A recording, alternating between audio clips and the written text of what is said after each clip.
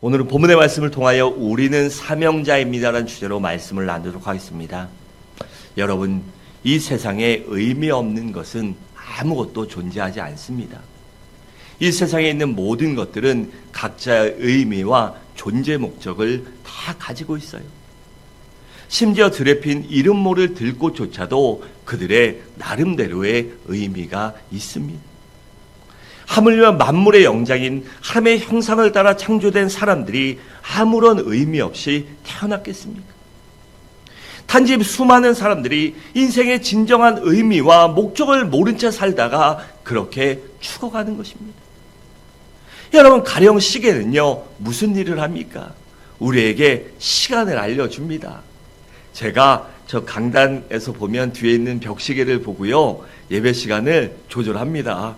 그래갖고 설교가 좀 길어졌다, 시간이 이렇다, 그러면 결단의 시간 찬송 안 합니다. 어떨 때는 마지막 한 장을요, 그냥 넘어갈 때도 있어요. 왜냐? 시간이 중요하기 때문에. 그래서 시계는요, 우리에게 시간을 알려줍니다. 또한 전화기는 무슨 일을 합니까? 멀리 있는 자녀, 멀리 있는 사람들과요, 이어줍니다. 마음을 이어주고 생각을 이어주고 사랑을 이어줍니다. 저도 부모님이 보통 3시간 반 정도 거리에 살고 계세요. 그렇다 보니 자주 찾아뵙는 게 쉬운 일이 아닙니다. 그래도 한 달에 한 번은 무조건 얼굴 뵈려고 그래요. 가능하면 한 달에 한 번. 그런데 더 자주 찾아뵙고 싶죠.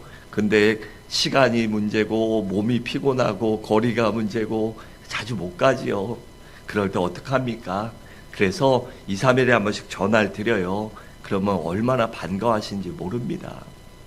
전화도 안 하고 있으면요, 이놈이 죽었는지 살았는지 모르잖아요. 어디 아픈지 부모님들 걱정하잖아요. 눈이 왔는데 얘 사고는 안 났나, 뭐 잘 있나, 애들 잘 있나.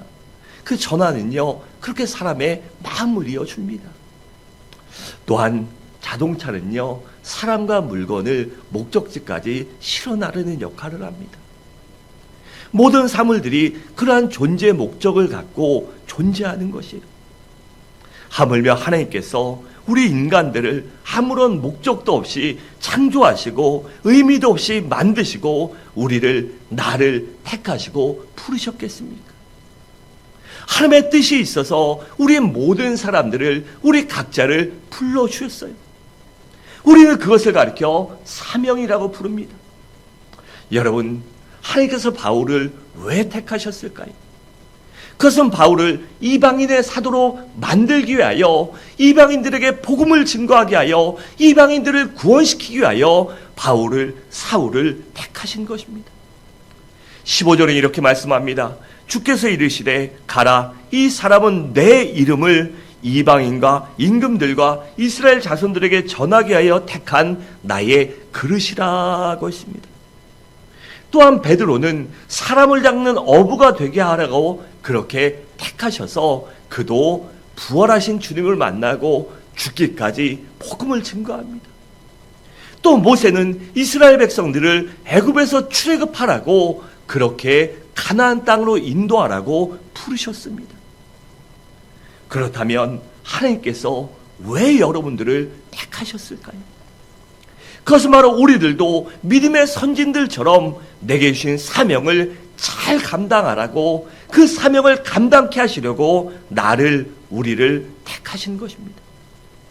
그리고 그 사명을 감당케 하시려고 우리에게 여러 가지 직분도 주시고 재능도 주시고 은사도 주시고 달란트와 물질도 허락하여 주시는 것입니다. 그런데 모든 그리스도인들에게 주신 공통적인 사명이 있어요. 여러분, 사람마다요 직분이 다릅니다. 저는 목사로 부르심을 받았어요. 그러니까 목사를 해야죠. 또 장로님으로, 권사님으로, 집사님으로 부르셨습니다. 그 직분대로 섬겨야 돼요. 또한 달란트와 은사와 재능이 각기 틀립니다.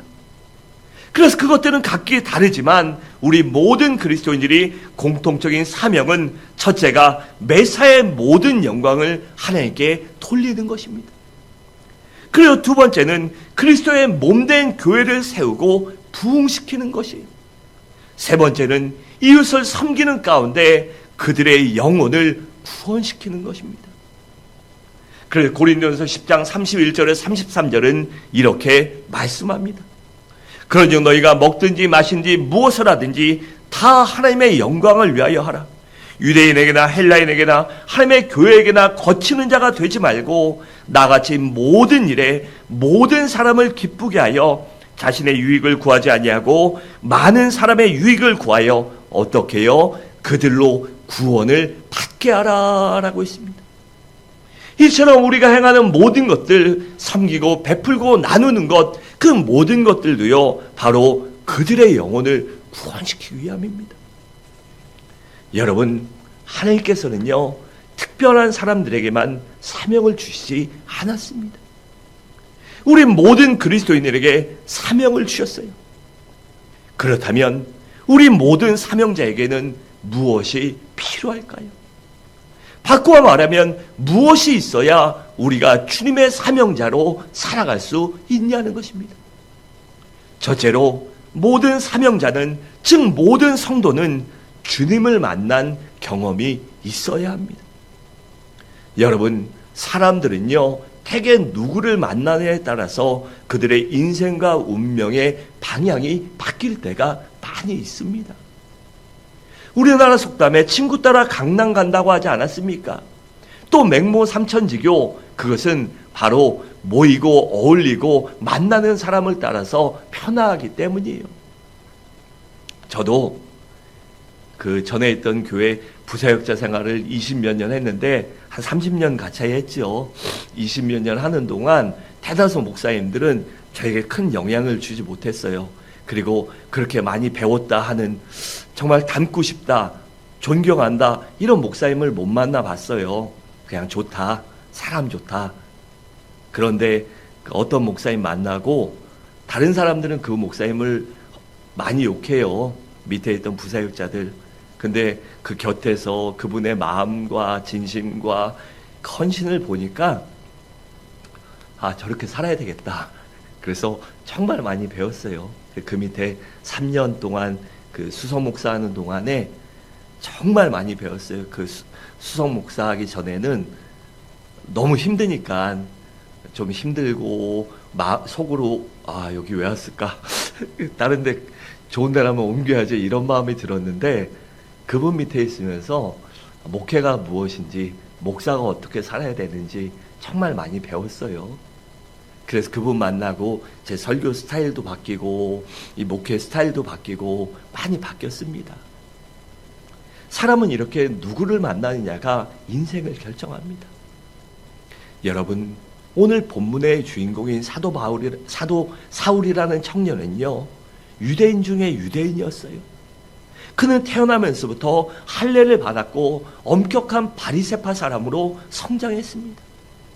그래서 유대교 율법에 정말로 정통했으며 그 율법대로 살려고 무지막지하게 애를 쓰며 정말 열심히 최선이 아니라 정말 목숨을 바쳐서 그렇게 살았어요. 또 그는 아주 좋은 집안에서 태어나서 날 때부터 로마의 시민권을 갖고 있었으며 최고의 학문을 갖춘 지성인이었습니다. 그런데 여러분, 일반적으로 지성인들을 보면은요 그들은 머리도 좋습니다. 그리고 판단력도 빨라요.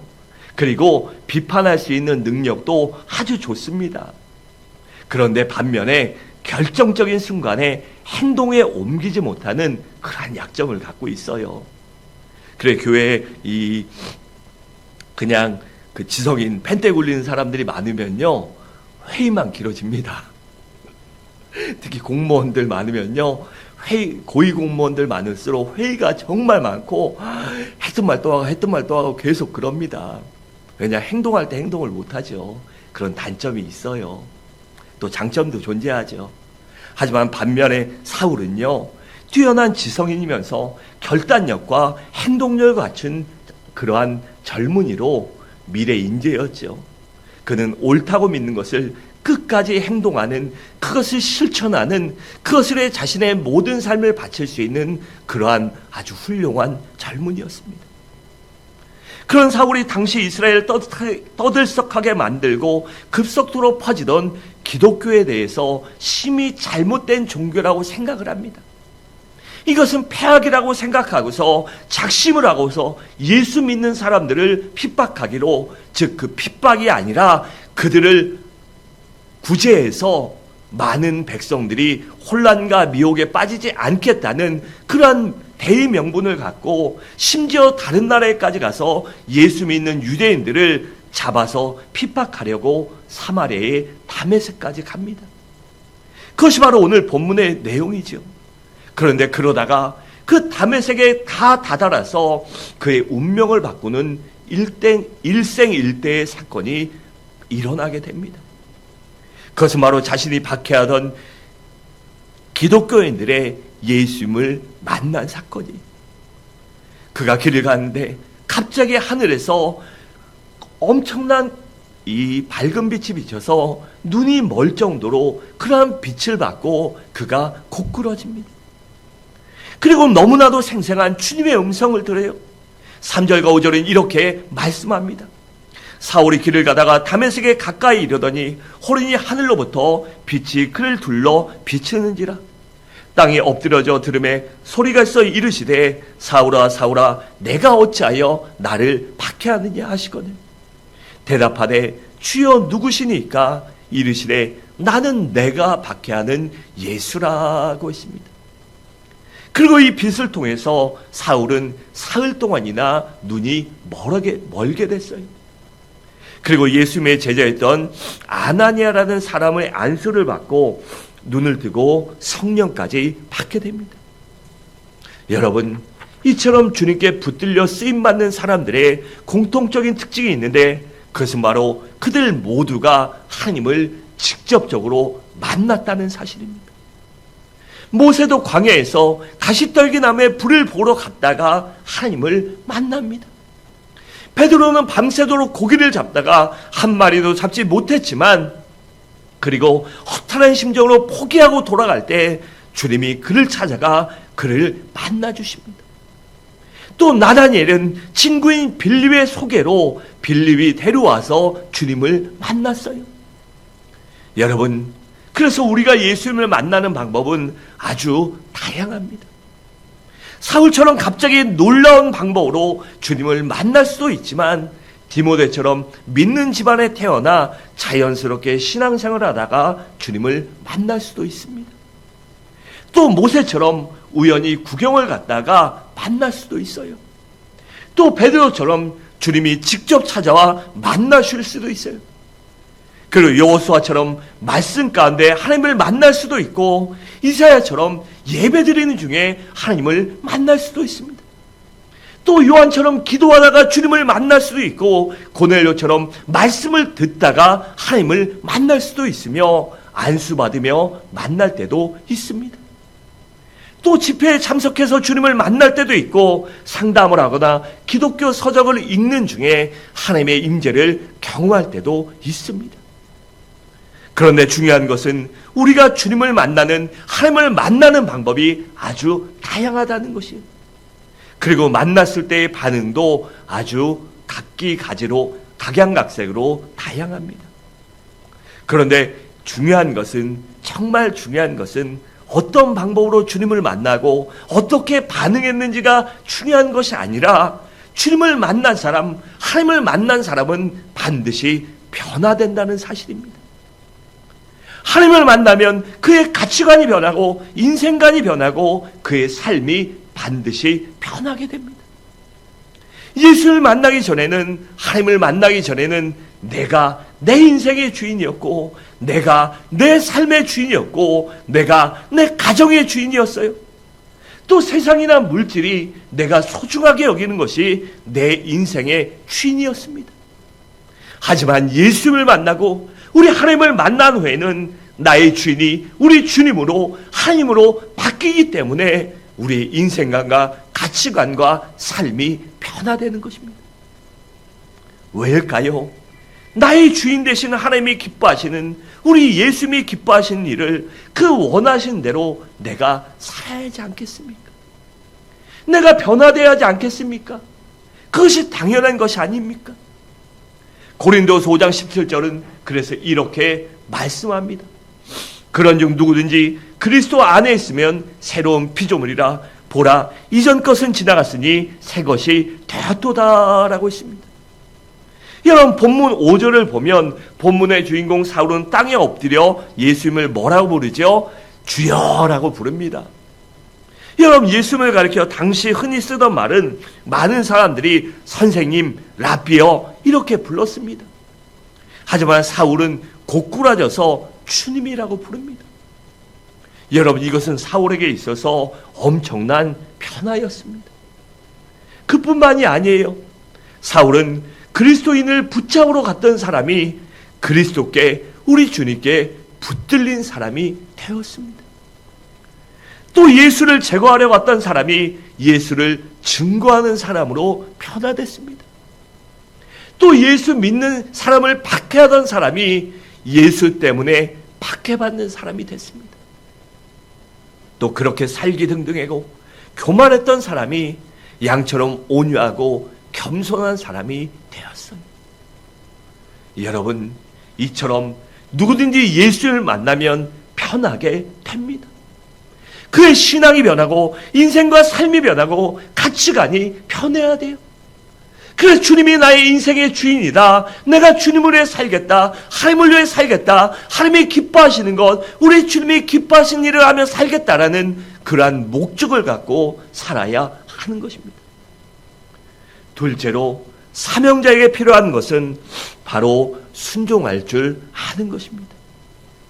여러분, 사울은요, 이 성품이나 이 고집이나 모든 것이 굉장히 강인한 사람이었습니다.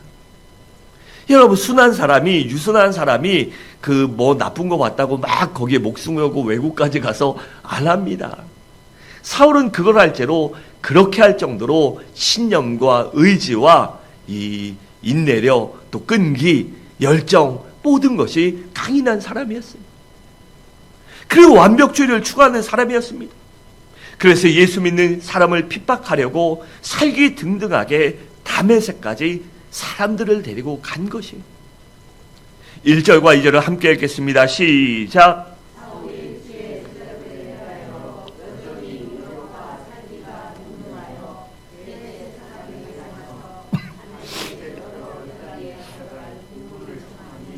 이는 만일 그 도를 따르는 사람을 만나면 남녀를 막론하고 결박하여 예루살렘으로 잡아오려 함이라. 아멘. 여러분, 이런 사울이요, 주님을 만난 후에, 예수님을 만난 후에는 예수님 앞에 완전히 변화되어 순종하는 사람으로 변화됐습니다. 주님께서 사울에게 시내로 가라. 그러면 너에게 행할 것을 가르쳐줄 사람을 만나게 될 것이다 라고 말씀하시자, 그러자 눈먼 사울은요, 주님, 내가 앞도 못 보는데 이 지경으로 어디 갑니까? 이러지 않고요, 다른 사람의 의지에서 부축을 받으며 아나니아를 만나러 갑니다. 그리고 아나니아를 통해 성령도 받고 그의 사명이 이방인들에게 복음을 증거하는 것, 이방인들을 전도하는다는 것을 알게 돼요. 15절과 16절에 이렇게 말씀합니다. 주께서 이르시되 가라, 이 사람은 내 이름을 이방인과 임금들과 이스라엘 자손들에게 전하기 위해 택한 나의 그릇이라. 그가 내 이름을 위하여 얼마나 고난을 받아야 할 것을 내가 그에게 보이리라 하시니라고 했습니다. 여러분, 사울은요, 이렇게 순종해서 눈먼 상태로 시내까지 간 것만이 아닙니다. 그는 이렇게 자신의 사명을 깨달은 후에 즉시 여러 회당에 다니며 복음을 증거했습니다. 그러자 많은 사람들이 예수를 믿는 놀라운 역사가 일어났어요. 여러분, 지금 상황을 생각해 보십시오. 사울이 예수 믿은 지 겨우 사흘밖에 안 됐습니다. 그런데 예수에 대해 얼마나 알겠습니까? 그런데도 불구하고 주님 말씀에 순종해서 무조건 예수 믿으라고 외치자 정말 신기할 정도로 많은 사람들이 예수를 믿게 되었어요. 여러분, 이것이 우리에게 무엇을 시사할까요? 우리에게 무엇을 가르쳐주고 있을까요?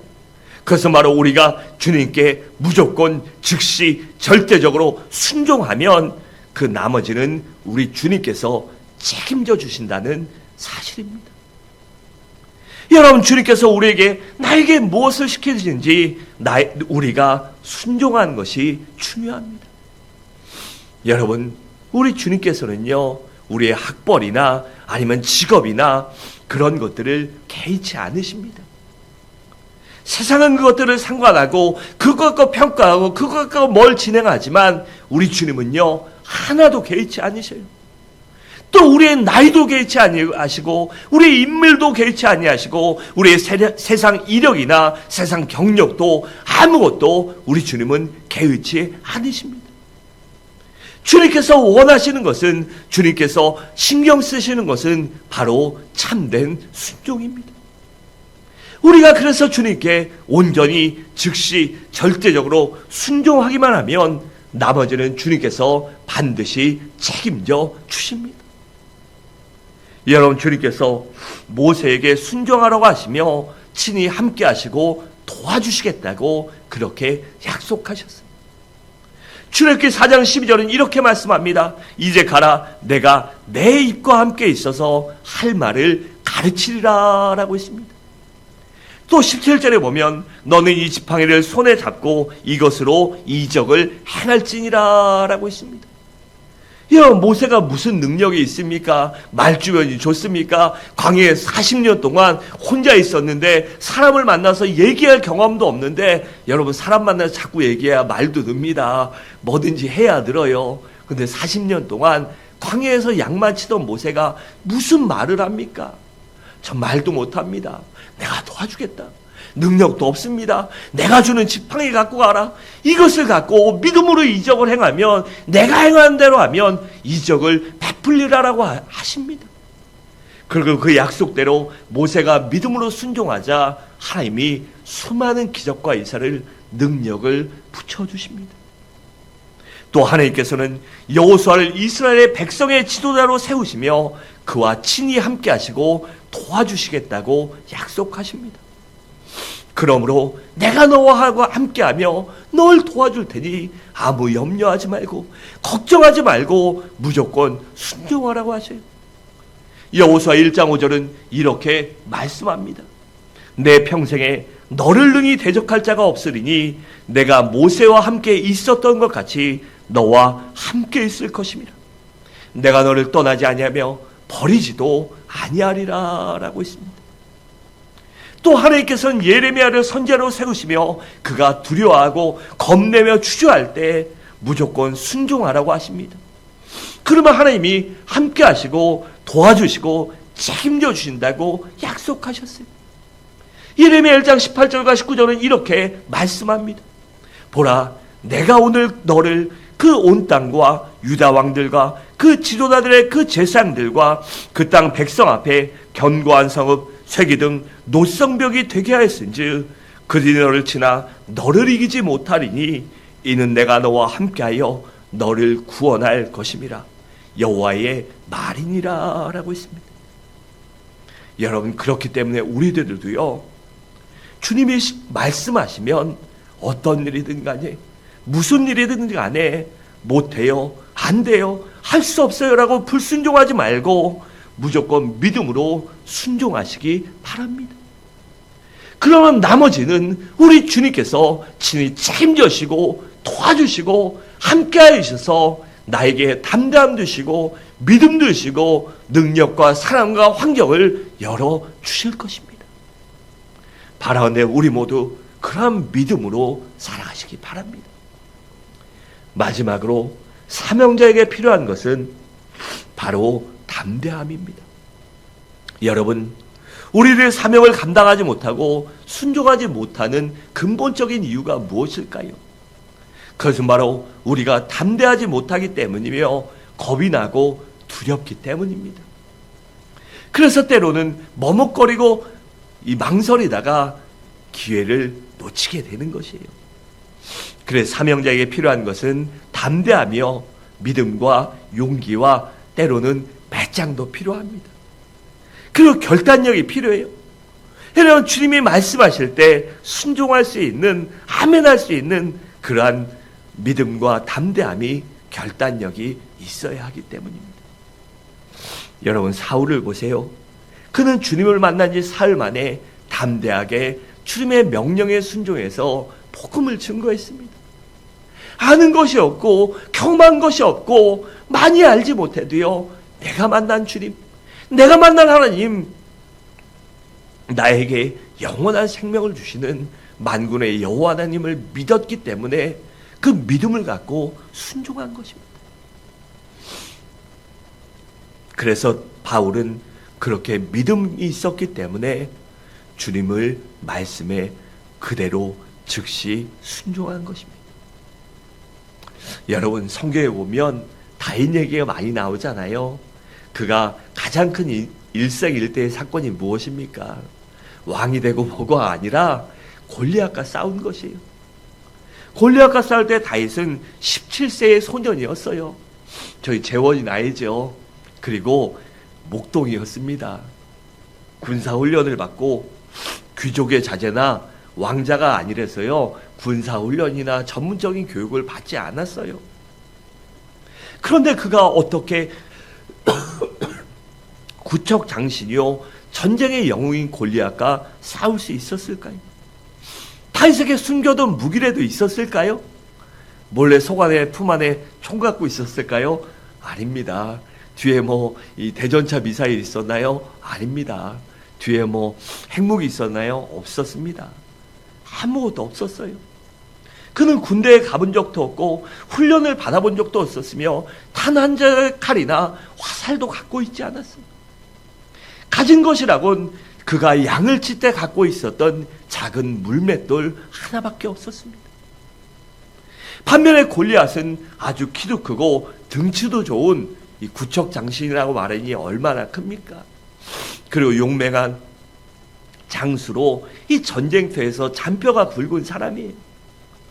그런데 어떻게 그렇게 무모할 정도로 다윗이 담대하게 겁없이 싸우러 나갈 수 있었을까요?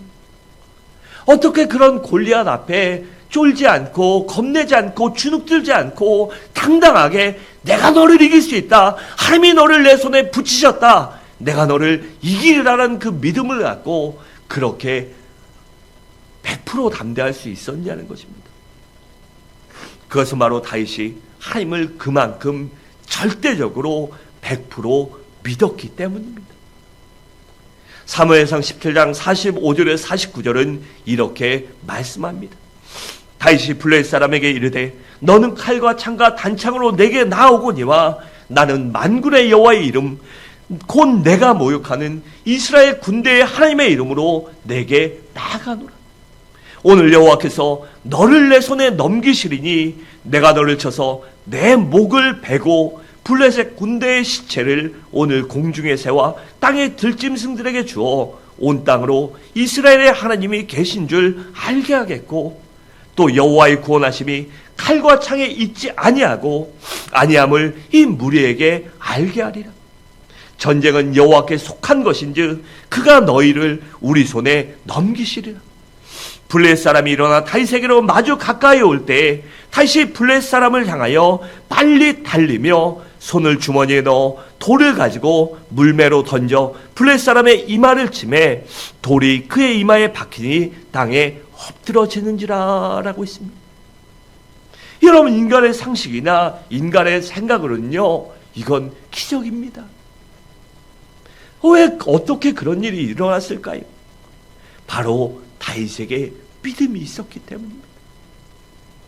여러분, 이처럼 우리도 믿음을 갖고 하나님이 나와 함께 하신다, 내 기도를 들으신다, 반드시 도와주신다라는 그 믿음을 갖고 하나님께 순종하면 주님께서 그 나머지는 반드시 책임져주시고 도와주십니다. 그러므로 우리 모두 주님께서 기뻐하신 일을 하면 머뭇거리거나 망설이지 말고 못한다고 거절하지도 말고 담대하게 용기 내어 결단하며 행동하시기 바랍니다. 그러면 그 나머지는 반드시 주님께서 책임져 주십니다. 또한 주님께서는 주님의 사명을 감당한 자들에게 더 큰 능력과 축복을 베풀어 주시며 신앙과 인격도 성장시켜 주시며 우리의 지경도 넓혀 주시며 존귀케 해주시며 우리의 자손들까지 보살펴 주십니다. 사랑하는 성도 여러분, 말씀을 마치도록 하겠습니다. 우리 모두 그러므로 내년에는 더욱더 나에게 어떤 직분이나 어떤 일이 주어지든 간에 무조건 믿음으로 순종하고 실천하시기 바랍니다. 그래야 반드시 좋은 결과를 상급으로 받는 우리 모든 성도님들 되시기를 주님의 이름으로 간절히 축원합니다.